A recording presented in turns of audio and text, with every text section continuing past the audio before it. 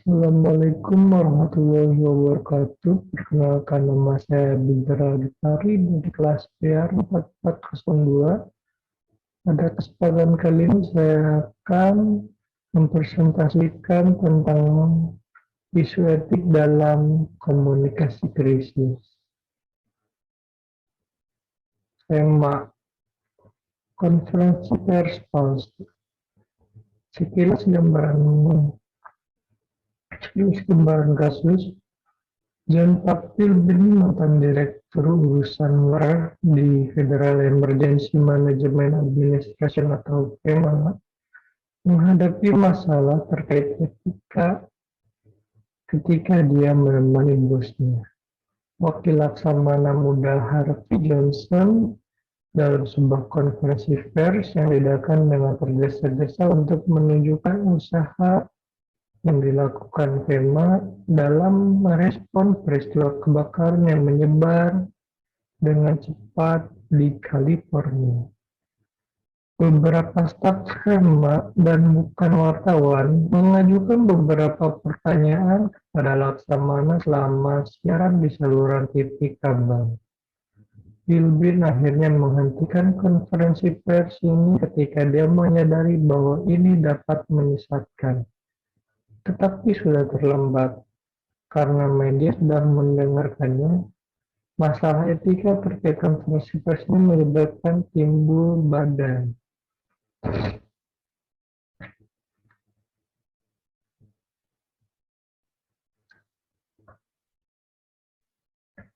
Philbin menyatakan bertanggung jawab dengan kesalahan ini karena dia adalah orang pertama yang bertanggung jawab dengan urusan publik di FEMA.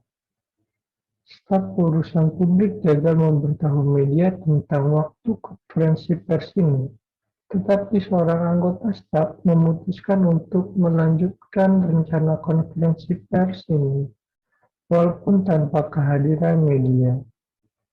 Ketika Philbin dan Laksamana Muda Johnson terlambat sampai di tempat konferensi pers, tidak ada satupun wartawan di sana.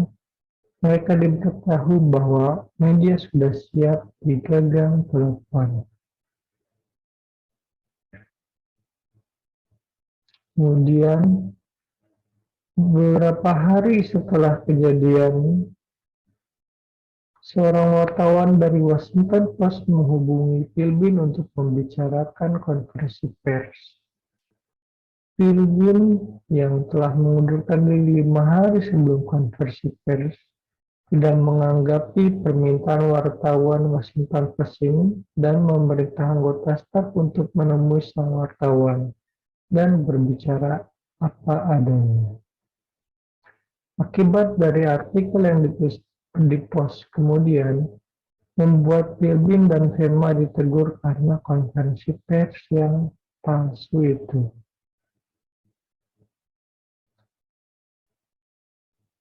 Dalam merespon insiden ini, Philbin sebagai praktisi PR yang sudah terakreditasi mengatakan bahwa dia kembali akan memikul tanggung jawab jika insiden ini terjadi lagi karena dia adalah pemimpin.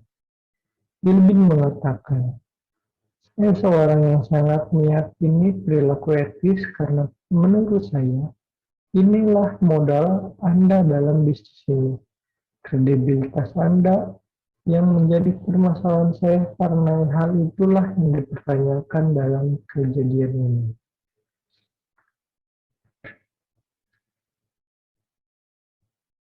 Kemudian, terdapat beberapa pelajaran yang dapat diambil dari pengalaman Philbin. Pertama, kenalilah orang-orang Anda, kapabilitas dan etika mereka. Kedua, jangan ragu-ragu untuk berdiri dan menukar sebuah rencana dengan tiba-tiba. Yang ketiga, lebih agresiflah untuk mengetahui keseluruhan cerita. Selanjutnya ada etika bisnis. Relatif mudah bagi kita mengatakan bahwa setiap profesional Pertama, profesional PR berperilaku etis. Namun, situasi bisnis dan lingkungan yang kompetitif membuat tidak mudah. Terdapat contoh kasus. Pertama, beberapa praktisi PR secara sewenang-wenang telah dipecat dari pekerjaannya karena menolak menulis rilis berita yang mereka pikir akan menyesatkan publik. Yang kedua, Presiden Richard Nixon memilih mengundurkan diri daripada menghadapi tuntutan dakwaan impeachment karena kecerobohan dalam kampanye di markas besar Partai Demokrat. Watergate tahun 1968 dan terungkapnya beberapa praktik kampanye yang dilakukan partainya serta merekam secara diam-diam pertemuan di Gedung Putih.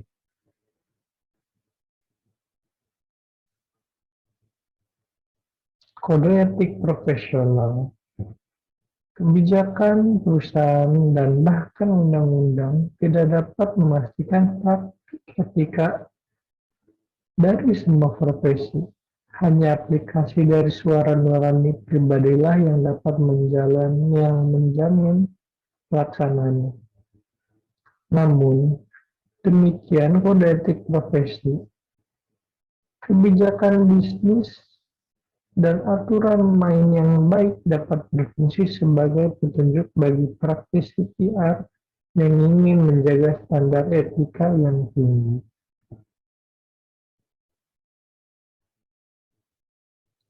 Terdapat 4 kriteria membangun standar bagi profesi yang sedang berkembang.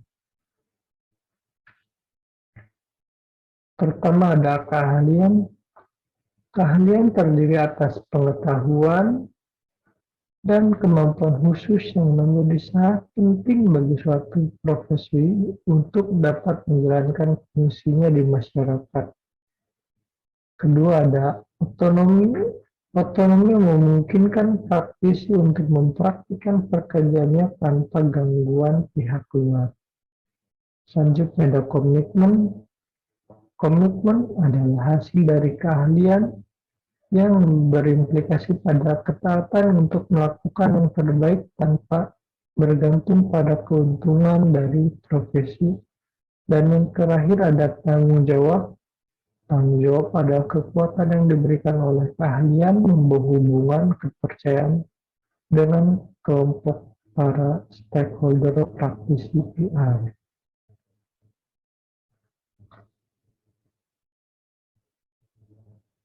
Selanjutnya, terdapat nilai profesional menurut PRSA atau Public Relations Society of America. Yang pertama, advokasi. Advokasi melayani kepentingan publik dengan bertindak sebagai pembela yang bertanggung jawab, kemudian memberikan suara dalam pasar ide, fakta, titik pandang untuk menolong terbentuknya debat publik yang dilandasi informasi. Kedua, ada nilai kejujuran. Nilai kejujuran terikat dengan standar akurasi dan kebenaran yang tinggi. Selanjutnya ada keahlian. Berdasarkan ilmu, pengetahuan, dan pengalaman, memajukan profesi melalui pengembangan profesional pendidikan dan riset, membangun saling pengertian dan kredibilitas. Yang keempat ada kemandirian, yang kelima kesetiaan, dan keenam keadilan, menghormati semua pendapat dan mendukung hak kebebasan berekspresi. Yang selanjutnya ada konflik kepentingan.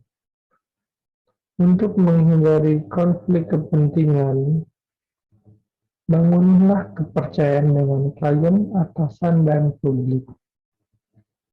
Tujuan dari pembangunan konflik kepentingan, tujuan dari pembangunan ini adalah untuk memperoleh kepercayaan serta rasa saling menghormati antara klien dan pemilik perusahaan.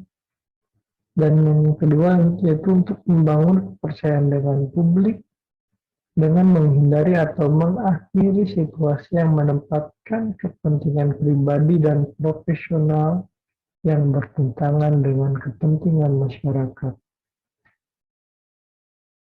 Sekian presentasi dari saya. Wassalamualaikum warahmatullahi wabarakatuh.